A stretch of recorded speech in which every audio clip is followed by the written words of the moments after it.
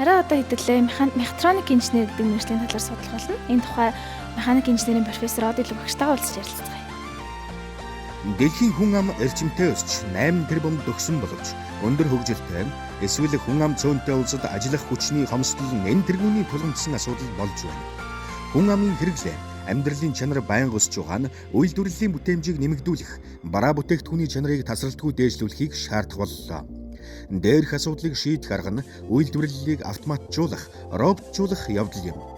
Тиймээс тоног төхөөрөмж, үйлдвэрийн автоматжуулалт ба роботжуулалтыг хийдэг мехатроникийн мэргэжилтэн хэрэгтэй болжээ. Мехатроник инженер, мехатроник гэж яг юу гэсэн үг вэ? Мехатроник гэдэг үг нь бол механик, электроник гэсэн хоёр үгнээс гарсан үг байгаа. За анх бол яг хөглөр 1969 онд Япончууд одоо кофе тудалдаадаг машин хийж байгаад тэгээд асуудал үүссэн. За асуудал нь бол механик инженерүүд нь бол асуудлыг бол цахилгааны инженертэй холбоотой гэж үзсэн. За цахилгааны инженерүүд нь болохоор асуудлыг электроникийн инженертэй холбоотой гэж үзсэн. За ингээд энэ маргаанаас болж бол ажил бол удаашрсан.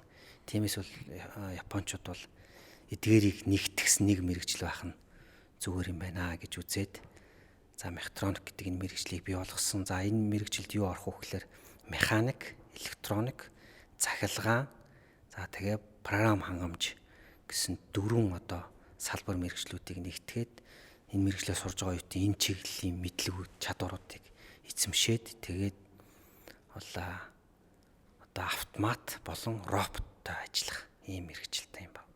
Манай сургууль дээр хэрэгжүүлж буй мехатроник инженерийн хөтөлбөр нь ямар онцлогтой байдаг вэ? Манай сургуулийн хөтөлбөр бол анх бол герман профессорууд биднэрт боловсруулж өгсөн. За энэ нь юу гэсэн үг вэ гэхээр зэрэг Германы стандартын дагуу бид нар мэргэжилтэн бэлтэнэ гэсэн үг. За Германд яг улс орн болгонд арай өөр байна. За Германд мехатроник мэргэжилтэн бол хөвчлэн роботтой ажилладаг.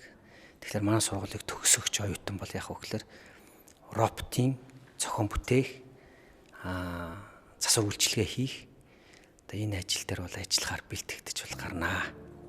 Мехатроник гэдэг нь механик, электроник, програм хангамж, автомат удирдлагыг нэгтгэсэн инженерийн шин салбар.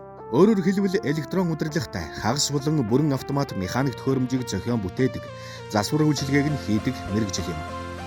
Та бидний өдөр тутам хэрэглэдэг автомашин, принтер, бараа худалдаалдаг автомат машинаас эхлээд үйлдвэрийн ухаалаг машин роботууд бүгд мехатроникч мэргэжилтэй хүмүүсийн оюун ухаан, хөдөлмөрөөр бүтдэг төдийгүй засвар үйлчилгээг нь ч мөн тэд хариуцсан ажиллаж байдаг.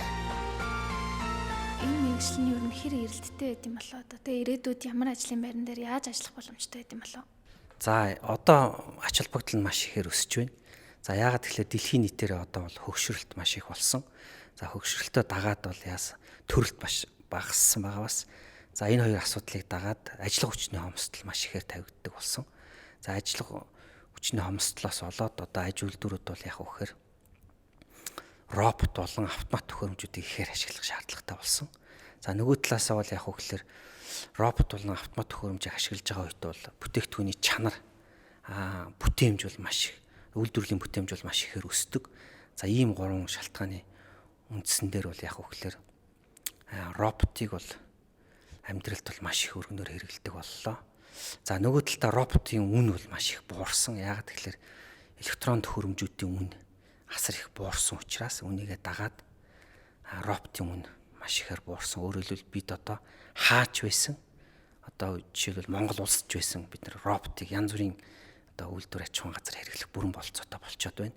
Тэр битгийл бид өөрсдөө ч гэсэн зохион бүтээж ашиглах бүрэн болцоотой болчлоо. За ийм учраас бол GMIT дээр бол энэ мехатроник инженерийн одоо хөтөлбөрийг бий болгоод сургалт явуулж эхэлж байна. Танд маш их баярлалаа. За баярлалаа. За ингээд бүгдээрээ мехатроник инженерийн хөтөлбөртөө танилцлаа. За тэгээд механик инженер болох хүсэлтэй, дээрээс нь автоматжуулалт, робот зэрэг зүйл сонирхтой бол та энэ хүн мэргэжлийг сонирхоод үзээрэй. За тэгэхээр манай сургуулийн гол онцлогуудын нэг нь манай бүх хичээл англи дээр явагддаг аа. Тэгэхээр англитэй инженеруудыг бэлтгэхийн тулд манай хэл заах арга зүйн төвийнхэн маш чухал үүрэг гүйцэтгэдэг.